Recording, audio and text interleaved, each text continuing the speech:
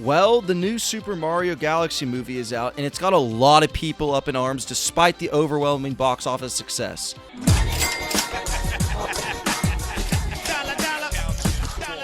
While I had an overall decent time with the first, I wouldn't say it left much of an impact on me or the cultural landscape, especially not enough to warrant a sequel, and I would be lying if I said I had anything but low expectations for this. But in a day and age of IPs unfortunately driving a majority of the box office, it was only a matter of time before they'd mine Nintendo of its countless popular brands, with Mario being at the forefront. I am inevitable.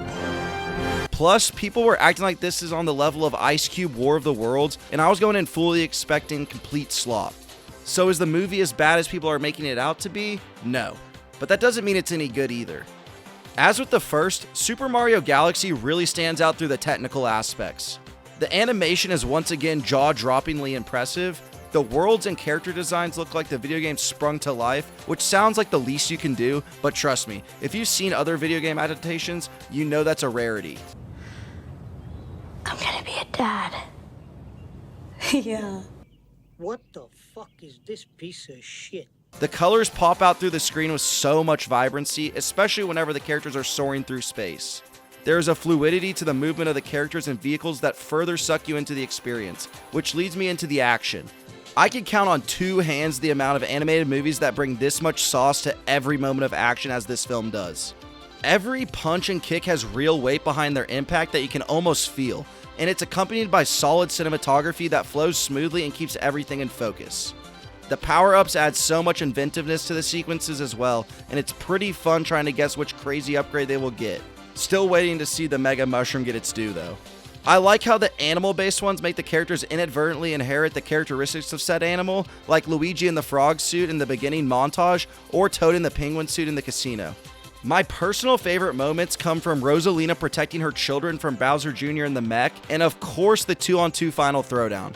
Now that's not to say the larger-than-life worlds, characters, and superpowered showdowns withhold from its realism though. Every last detail is rendered to perfection here. It was perfect. Perfect. Everything, down to the last minute details. Whether it's the stars radiating off everything within sight, or something as small as the paint splattering off of Bowser's brush. Everything down to the last hair on Mario's mustache is given so much care that I felt like I was watching something real despite looking at nothing like our reality. The sound design and music accompanying the animation is also incredible. Every sound effect is ripped straight from the game or emulated to perfection, and it really scratches that nostalgia itch in your brain in the right way, instead of being the member-berry situation a lot of movies fall into. Brian Tyler kills the score and is really the true MVP here. You're the real MVP. He's able to seamlessly integrate original pieces that feel like they could fit inside any of the games, with actual themes from Mario and other Nintendo properties featured, which goes a long way in making moments have some level of emotion that the story doesn't provide. The downfall of the film is not its technical prowess, however, but rather the fact that they didn't try to improve upon the weak points of the first. The voice cast is still all over the place. For every good casting decision that I think worked, there's one that I equally hate. Chris Pratt is still surprisingly fitting as Mario and has the Yahoo down to a T, but Charlie Day as Luigi still feels off to me. Come on, man, what the fuck is you doing, cuz? While I think he's massively improved from his first outing, his performance here still falls into the uncanny valley of being nothing like Luigi in the games, and I can't tell if it's because he's simply miscast or doesn't give a shit. At least you can tell Chris Pratt is putting in an effort to sound somewhat like an Italian plumber from Brooklyn. Can you at least try and act like you're the guy? Jack Black remains the big standout thanks to his comedic timing and Jack Blackisms. His character feels like he's trapped in limbo, but the wildcard tendencies of the performance paired with the flip-flopping of alliances like he's Mac in the Kingdom of the Crystal Skull was fun enough to watch, even if it took up too much time. The same can't be said for Benny Safdie as Bowser Jr., however. His character motivations are decently set up, but his voice is like listening to an adult try to sound like a child that's mad at the world and has been chain-smoking as a coping mechanism. Kamek is still annoying and cringe-inducing levels of unfunny thanks to Kevin Michael Richardson, sounding like he's doing an exaggerated impression of Mr. Burns from The Simpsons while gargling marbles.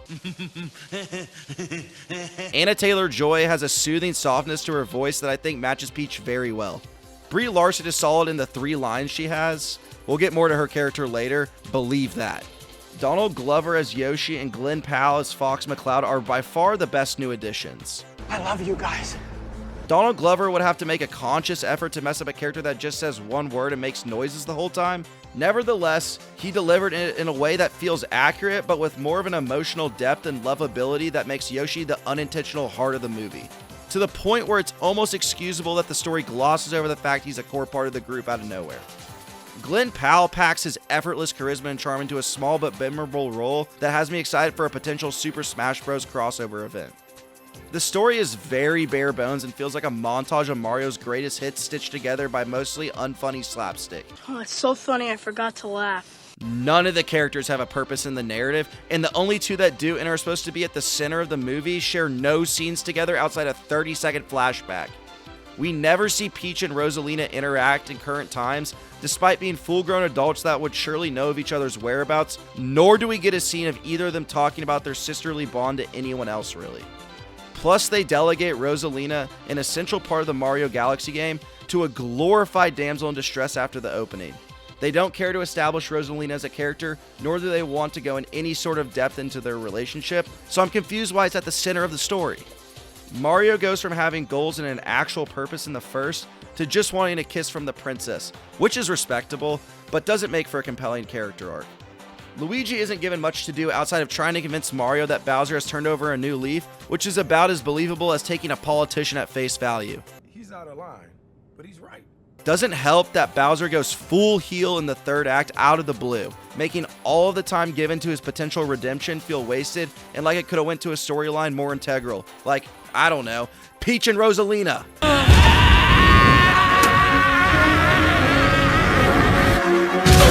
The father-son story between Bowser and Bowser Jr. is fairly one note, yet they can't even manage to flesh that out all that well. It doesn't help that it's paced at a breakneck speed. We never spend more than a minute, and in some instances only a few seconds, on plot points that are key to making us care about anything going on whatsoever. The characters aren't given time to be characters, and the story isn't timed to feel compelling. The only moments that they sit in for more than a second is whenever it's time for a funny moment. It's just paced so weird, it makes a lot of these major cameos like Wart and the Honey Queen feel hollow and should have been excluded completely so they could get their proper dues in later movies. The Super Mario Galaxy movie was a bit of a letdown, even with my already low expectations for it, but I think it will be regarded pretty similar to the first. I mean, it's alright, like... It's a safe movie that doesn't try to reinvent itself, and based on the opening weekend box office, they didn't need to. If you're someone who can turn your brain off, you'll have a fun enough time with it, but man, it could have been so much more. It heavily relies on the goodwill and nostalgia that Mario brand has built over the past 40 years, but doesn't tell a good story to make you care about any of these childhood memories coming to life. They know that most people are not looking for a new cinematic masterpiece and just want to be entertained, which is perfectly acceptable, but I think these movies have the potential to be great, yet they don't even attempt to take a swing at it. We were on the verge of greatness. We were this close. So while I can understand not wanting to change the formula when the first made $1 billion, and this one surely will too, it's not something that's going to leave a lasting impression on me past the next week, and I understand where some of the hate is coming from. And is also why I can't give the Super Mario Galaxy movie anything better than a 5.5 out of 10. Thank you guys so much for watching. If you made it this far, please make sure to like and subscribe, as it would mean a lot, and make sure to stay tuned for more videos coming soon.